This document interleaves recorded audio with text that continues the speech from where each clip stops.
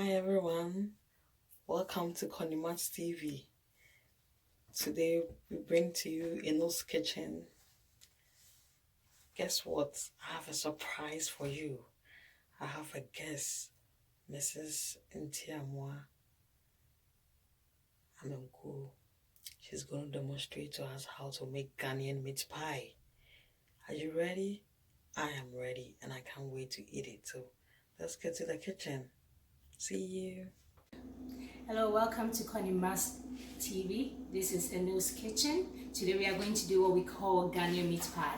We all love our meat pies. So I will start by saying the different kinds of varieties of meat pie that we have. Some are called meat pie, but they are actually not meat pie. So what gives it its name is a filling. So today I'm going to do meat pie because we are putting meat, which is ground beef, which I have already seasoned with my onions here.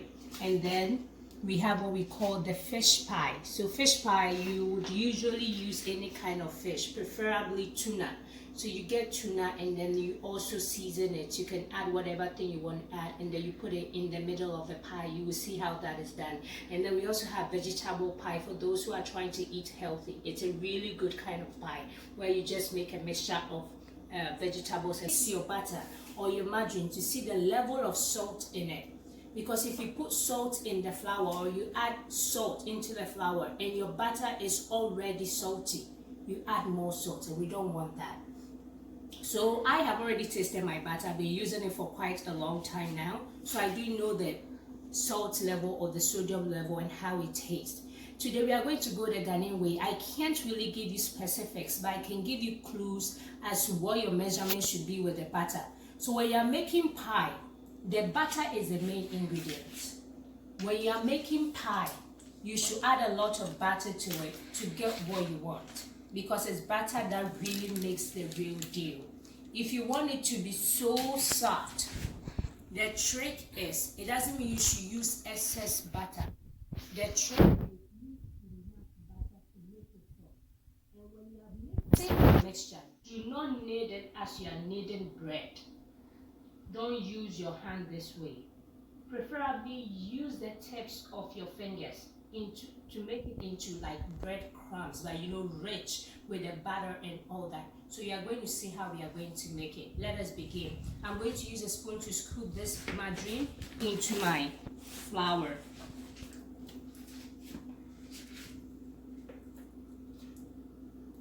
So you can use it to scoop it chunks into it. And as I already said, because I don't really have good measurement, you will do it bit by bit and then we start mixing. So you see what I'm doing? I'm not kneading it as dough. It's just like my fingertips. I'm trying to wrap the batter in to create just a flaky mixture. Because if you knead it like bread, by the time you're done, you realize that your pie forms gluten, what we call gluten. So it becomes very stretchy like pie dough. We don't want that. We don't want that. It will still taste like pie, but it wouldn't be the pie, the crusty pie that we all want. We all know the Ghanaian pie. Yeah, that is the feel that we want. So please do not knead it like with your whole palm. No. So as I'm rubbing in my butter, I already now need more butter because it's not up to the texture that I want. The butter is not really spread in. So I will need more butter. The next time I do this, I'll make sure I make my measurements right, just so you can have the correct measurement, so that when you're doing yours, you don't have to be second guessing and putting in bits as we are doing today. And I apologize for that. I'm just so used to guessing and doing it whilst, I just put in the butter.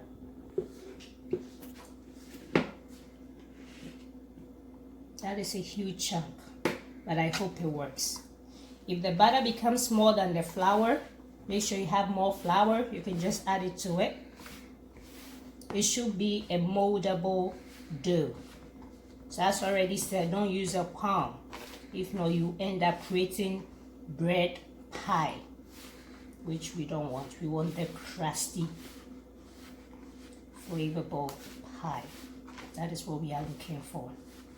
Some people might want to add milk after they have rubbed in their batter into their flour. Everything depends on you. But the more water you add into your mixture, the more gluten you form. So if you can avoid that, and if you add water to it, it becomes harder. So all these are tips that I'm giving in creating pie. Okay. So I still have chunks of butter in it.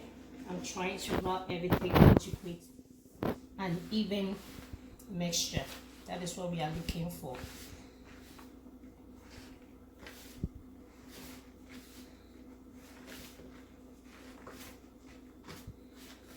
I think we have arrived at what we want, because as you can see at this stage, if I mold it like this, it molds up nicely. Yeah, so don't use your palm, use just the tips of your fingers, work it around nicely. Don't overwork it, because you turn it almost into bread. We don't want that. It wouldn't be bread, it would still be pie, but it wouldn't be the best. Okay, so we do have our mixture. We have our flour. First of all, you wash your hands to get all this batter mixture off your hand. We don't want a mess created. And remember, you are doing this for people to eat, so you have to be mindful. Your working space must be already cleaned up. Your hands must be washed. Do all due diligence nicely. Dry up your hands, and then we are ready to work our. I would sprinkle flour to really arrive at a perfect pie, or what your way, your own kind of pie. And if you notice, as you make it, sometimes you get a different texture, sometimes you get a different taste. That is fine. That is fine. Just keep trying until you get the perfect one that works for you. There's no need to rush. So first you've got your ingredients and you're determined, you should be good to go. Okay, we have one more. Add some more dough to create more. I'll try and use the remaining dough that I have. So depending on the size of what you want to do, you add more. So as you can see, I'm just trying to mold it. Don't knead it like bread like this. No, don't do that. Just treat it gently. Just to mix those two mixtures. A nice one. Sprinkle flour. You flour your rolling pin.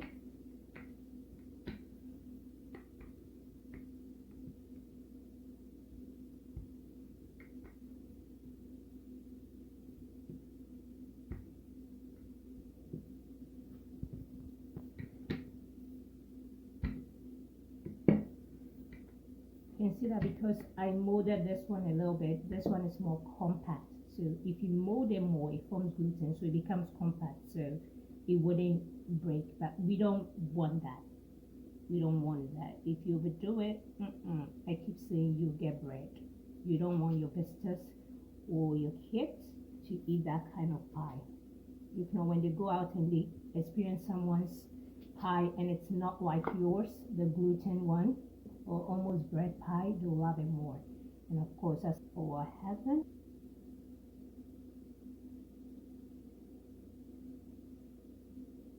You can use this same pie to do what we call sausage rolls. When we get another time, we will do that also. And then on my pre-worked baking sheet.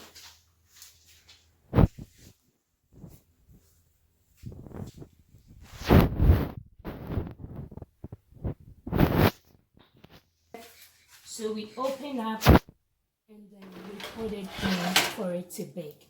Usually it should take about 20 to 25 minutes. So you keep checking on it. So when it's ready, we will show you what to look out for if your pie is ready. Okay, so as you can see, our pie is ready, and as I already said, the egg gives it this golden color. It makes it more attractive and more appealing. Okay, so how to know if it's ready? The top really doesn't matter. It's the bottom that we are looking at. So if you lift this one up and you turn it over, you can see that the bottom is not soft. It's all firmed up. That is how you get to know that your pie is ready. So if you take the bottom and when you press it, it goes inside, or it's still firm up, but you can feel some hot or sticky spots, it's not ready. But if it all firms up and everything is like this, it is ready. So this is our pie. If you take one and you break it, this is what you get. Really flaky and nice and all lovely. So here we are, Ghanaian Meat Pie. Thank you all for watching, and please subscribe and have a wonderful day. Stay blessed. Peace out.